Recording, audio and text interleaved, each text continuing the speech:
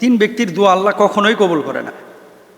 তো এরা আসলে কারা, আর কেনই বা আল্লাহ তাআলা তাদের দোয়া কবুল করেন না? এ ব্যাপারে কোনো হাদিস আছে কিনা? সুবহানাল্লাহ।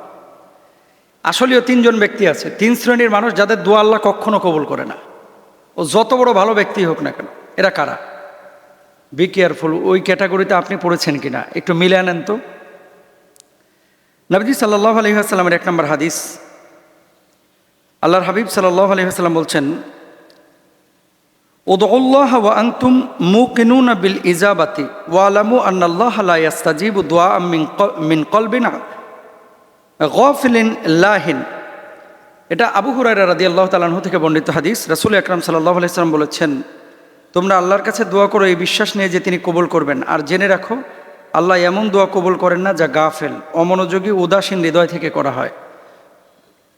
কিছু লোক দেখবেন দোয়া এভাবে হাত তোলে আর এইভাবে মাথা চুলকায়, দোয়ায় হাত তুলে মোবাইল টিপতেছে, দোয়ায় হাত তুলে আল্লাহর কাছে কোনো আকুতি নাই, কোনো বিনয় নাই, কোনো চাওয়ার মানসিকতা নাই। ওই হুজুর হাত তুলছে, ও হাত তুলছে। এই গাফেল উদাসীন কোনো ব্যক্তির দোয়া আল্লাহ তাআলা কবুল করেন না। তাহলে কি করতে হবে? উদউনি আস্তাজিব লাকুম, ডাকার মতো ডাকতে হবে, চোখের পানিটা ছাড়তে হবে, ভেতর থেকে কথা বলতে হবে, ইমোশনাল ভাব নিয়ে আসতে হবে, আল্লাহ তাআলা দোয়া কবুল করবেন। এখন আপনি দোয়া করতেছেন এইভাবে হাত তুলে, হাত তুলছে আল্লাহর কাছে, আর মন হচ্ছে ফোনের দিকে, মন হচ্ছে প্রেমিকার দিকে, মন হচ্ছে দোকানের দিকে, মন হচ্ছে দুনিয়াবি সামানার দিকে, তাহলে তো দোয়া কবুল হবে না। তো 1 নম্বর ব্যক্তি গাফেল, যে তার দোয়া আল্লাহ তাআলা কবুল করেন না। 2 নম্বর, হারাম উপার্জন ও খাবারের কারণে দোয়া কবুল হয় না, যারা এর ধরনের কাজ করে। হাদিসের মধ্যে কি আছে?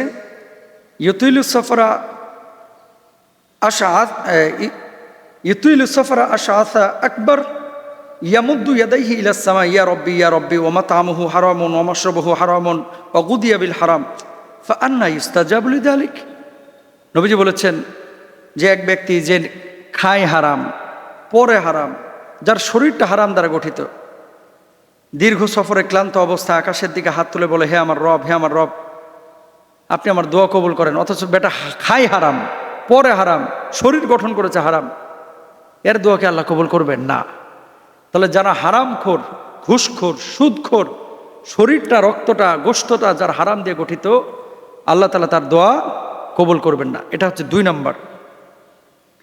তাহলে দোয়া কবুলের জন্য প্রথম শর্ত হচ্ছে কি?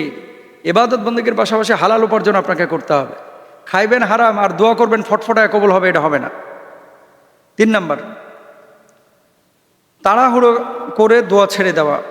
ইউস্তাজাবু লিআহাদিকুম মা লাম ইয়াজাল ইয়াকুলু দাআউতু ফালাম ইউস্তাজাব লি। তোমাদের দোয়া কবুল করা হয় যতক্ষণ না সে তাড়াহুড়া করে বলে আমি দোয়া করছি কিন্তু আমার দোয়া কবুল হয়নি। কোনো ব্যক্তি যদি দোয়া করার পরে রাতারাতি কবুল করতে চায়, যে আল্লাহ কেন কবুল করছে না? হুজুর এত দোয়া করলাম, জীবনে কোনো দোয়া তো কবুল হচ্ছে না। দেখেন, দোয়া কবুল হবেই 3টা পদ্ধতিতে, হয় দুনিয়ায় পাবেন, অথবা আখেরাতে পাবেন, অথবা দেরিতে পাবেন। পাবেন 100%, এটা আল্লাহর ঘোষণা। এখন আপনি পাচ্ছেন না, সমস্যা আপনার, আপনি ডাকার মতো ডাকতে পারছেন না। অনেক বিষয় আছে, যেমন এই দোয়াটা এখন কবুল করলে আপনি চাচ্ছেন আল্লাহর কাছে 1 কোটি টাকা দেন। কারণ আপনারা এখন যদি 1 কোটি টাকা দেওয়া হয়, 1 কোটির ভার আপনি সামলাইতে পারবেন? মানেটা কি? কিছু মানুষ আছে এই গাঞ্জাখোর যেগুলা, ওই 1 কোটি পায়ে গাঞ্জা খায় শেষ করে ফেলবে। আর যখন আপনার বাচ্চা কাচ্চা হবে, তখন 1 কোটি দিলে হয়তো বা বাচ্চার দিকে মায়া জন্মাবে এবং 5টা মানুষের রুটি রুজি হবে, তা আল্লাহ তখন সেটা আপনাকে দেবে। আপনি এখন এত তাড়াহুড়া করছেন কেন? এই জন্য দোয়া করে কেউ যদি তাড়াহুড়া করে, এর দোয়া কবুল হয় না। স্থির হইতে হয়, তাওয়াক্কুল করতে হয়, ধৈর্য ধারণ করতে হয়, তাহলে এই দোয়া কবুল হয়। আল্লাহ সুবহানাহু ওয়া তাআলা বলছেন, ওয়াইদা সালাকা ইবাদি আন্নী ফাইন্নী করিব উজিবু দাওয়াতাদ দাঈ ইযা দাআন। আমার বান্দারা যখন আমার সম্পর্কে জিজ্ঞেস করে, আমার কাছে চায়, আমি তো খুবই কাছে, এবং আমি দোয়াকারীর দোয়া কবুল করি যখন সে আমাকে ডাকে। সুবহানাল্লাহ। এই জন্য আমরা ডাকতে থাকবো, দোয়া কবুল আল্লাহ নিঃসন্দেহে করবেন ইনশাআল্লাহ। যে সময়গুলোতে আল্লাহ সুবহানাহু ওয়া তাআলার কাছে দোয়া করলে আল্লাহ তাআলা দোয়া ফিরায় দেন না, এবং যেই স্থানগুলোতে দোয়া করলে দোয়া কবুল হবেই হবে ইনশাআল্লাহ, একেবারে গ্যারান্টেড। শুধু ডাকার মতো ডাকতে হবে। এই স্থানগুলো কখন, সময়গুলো কখন, এক নজরে একটু জেনে নেন। নবী সাল্লাল্লাহু আলাইহি ওয়াসাল্লামের হাদিস, মান সাল্লাল ফাজরা ফি জামাআতিন সুম্মা ক্বাদা ইয়াযকুরুল্লাহা হাত্তা তাতলাউ শামস সুম্মা সাল্লা রাকাতাইন। যে ব্যক্তি ফজরের নামাজ জামাতে পড়ে সূর্য ওঠা পর্যন্ত জিকিরে থাকে, তার বড় সওয়াব রয়েছে। এবং ঠিক ওই সময় যদি আল্লাহর কাছে কেউ কোনো ব্যক্তি ফরিয়াদ করে, আল্লাহ সুবহানাহু ওয়া তাআলা তার ফরিয়াদ শুনেন এবং তার ডাকে সাড়া দেন। সুবহানাল্লাহ। 1 নম্বর। 2 নম্বর, তাহাজ্জুদের সময় ইউনজিলু রব্বুনা তাবারাকা ওয়া তাআলা কুল্লা লাইলাতিন ইলাস সামাঈদ দুনিয়া। আল্লাহ তাআলা প্রতি রাতে শেষের তৃতীয়াংশে দুনিয়ার আসমানে নেমে আসে বলেন, মানে নেমে এসে বলেন, কে আমাকে ডাকবে, আমি তার ডাকে সাড়া দিব।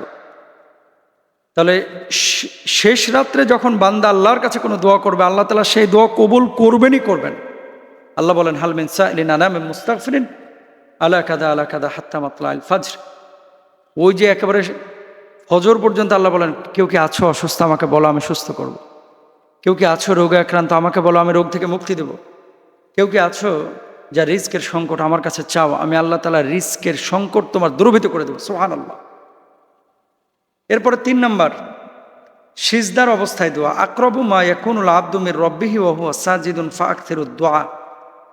বান্দা সিজদা অবস্থায় আল্লাহর সবচেয়ে কাছাকাছি থাকে, তাই তখন বেশি বেশি দোয়া করো। সিজদা অবস্থায় যখন আপনি নফলে সালাতে আল্লাহর কাছে বেশি বেশি চাইবেন, আল্লাহ তাআলা আপনার প্রত্যেকটা দোয়া কবুল করবেন ইনশাআল্লাহ। যেটা আমার ভাইয়েরা বোনেরা অনেকে হয়তো আপনারা বোঝেন না। আপনারা চিন্তা করেন, সিজদা অবস্থায় এত দোয়া কেন করব? সিজদা অবস্থায় শুধু সুবহানা রাব্বিয়াল আলা বলে আমরা চুপ করে বসে থাকি না। নফল ইবাদতে নিজের ব্যক্তিগত চাওয়াগুলো আপনি সিজদা অবস্থায় করবেন, নফল ইবাদতে ইনশাআল্লাহ, এবং আল্লাহর কাছে পেশ করবেন। সিজদা অবস্থায় কোনো দোয়া করলে আল্লাহ তাআলা সেই দোয়া ফিরায় দেন না। সুবহানাল্লাহ।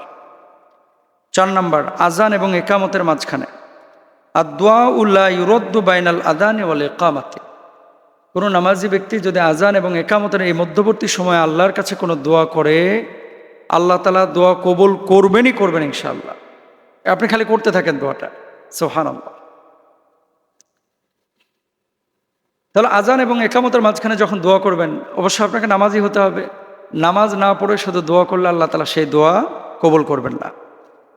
এরপর আরেকটি দোয়া হচ্ছে ইফতারের সময় দোয়া। সালাসাতুন লা তুরাদ্দু দাওয়াতুহুম। 3 ব্যক্তির দোয়া আল্লাহ তাআলা ফিরিয়ে দেন না। সন্তানের জন্য বাপ মার দোয়া, তারপরে হচ্ছে মজলুমের দোয়া, আর 3 নম্বরে হচ্ছে রোজাদারের দোয়া ইফতার সামনে নিয়ে। এই 3 ব্যক্তি যেই দোয়াই করবে না কেন, আল্লাহ তাআলা তার দোয়া কবুল করবেনই করবেন ইনশাআল্লাহ। তাহলে এই মানুষগুলোকে বেশি বেশি খাওয়ান, এই মানুষগুলোকে আপনারা বেশি বেশি সম্মান করেন, ইজ্জত করেন ইনশাআল্লাহ। আল্লাহ সুবহানাহু ওয়া তাআলা এই যে ব্যক্তিদের কথা বললাম, যেই নামগুলো বললাম এবং যেই স্থানের কথা বললাম, আরাফাতের ময়দানে এই যে হজ্জের সময় চলছে, মিনা, মুজদালিফা, আরাফায় যখন এই যে হজ্জের কার্যক্রম চলে, তাওয়াফরত অবস্থায় এই সময়গুলোতে আল্লাহ তাআলা দোয়া কবুল করেন। যখন তাওয়াফ করছে, রব্বানা আতিনা ফিদ দুনিয়া হাসানা বলবে, আল্লাহ তাআলা সাথে সাথে দোয়া কবুল করবেন। হজরে আসওয়াদ এবং কাবার যে দরওয়াজা, রুকনে ইয়ামানি, এই জায়গাগুলোতে আল্লাহ সুবহানাহু ওয়া তাআলা দোয়া কবুল করে থাকেন। এই জন্য প্রিয় ভাই এবং বোনেরা, প্রত্যেকেই আপনারা এই সময়গুলো খেয়াল করে দোয়া করবেন এবং এই জায়গাগুলো খেয়াল করবেন। আল্লাহ তাআলা দোয়া কবুল করবেনই করবেন ইনশাআল্লাহ। আল্লাহ